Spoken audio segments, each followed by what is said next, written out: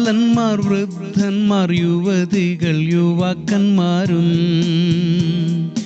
തപ്പുകൾ കിന്നരം കൈത്താളമേളത്താൽ, തപ്പുകൾ കിന്നരം കൈത്താളമേളത്താൽ വാഴ്ത്തിയിടട്ടെ. സങ്കീർത്തനം 148:12.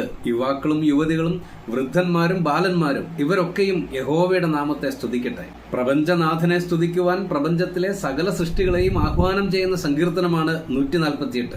അത് സ്വർഗത്തിൽ നിന്ന് ആരംഭിച്ച് സകല ചരാചരങ്ങളിലൂടെയും കടന്ന് ദൈവഭക്തനായ മനുഷ്യനിൽ എത്തുന്നു.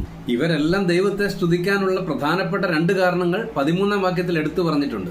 ഒന്ന്, ദൈവനാമം മാത്രം ഏറ്റവും ഉയർന്നിരിക്കുന്നത്. ബൈബിളിലെ പഴയ നിയമവും പുതിയ നിയമവും ഈ വസ്തുത ഉറപ്പിക്കുന്നു. 2, ദൈവമഹത്വം ഭൂമിക്കും ആകാശത്തിനും മീതെ ഉയർന്നിരിക്കുന്നത്. ഞാൻ എന്റെ മഹത്വം മറ്റൊരുത്തനും വിട്ടുകൊടുക്കയില്ല എന്ന് പ്രവാചക ഗ്രന്ഥങ്ങളിലും കാണുന്നു. പ്രിയമുള്ളവരെ, അത്യുന്നതനായ ആരാധ്യനായ ഈ ദൈവത്തെ താണുവണങ്ങി ആരാധിക്കാൻ നമുക്കും ഈ കർത്തൃദിനത്തിൽ പ്രാർത്ഥിക്കാം. മഹത്വ സമ്പൂർണനായ ദൈവമേ, സ്വർഗീയ പിതാവേ, അങ്ങയെ അടിയങ്ങൾ മഹത്വപ്പെടുത്തുന്നു. തിരുമഹത്വം മനസ്സിലാക്കി തിരുനാമം ഉയർത്തുവാൻ കൃപ ഇന്ന് അടിയങ്ങൾക്ക് നൽകണമേ. യേശു ക്രിസ്തുവിന്റെ ധന്യനാമത്തിൽ തന്നെ, ആമേൻ.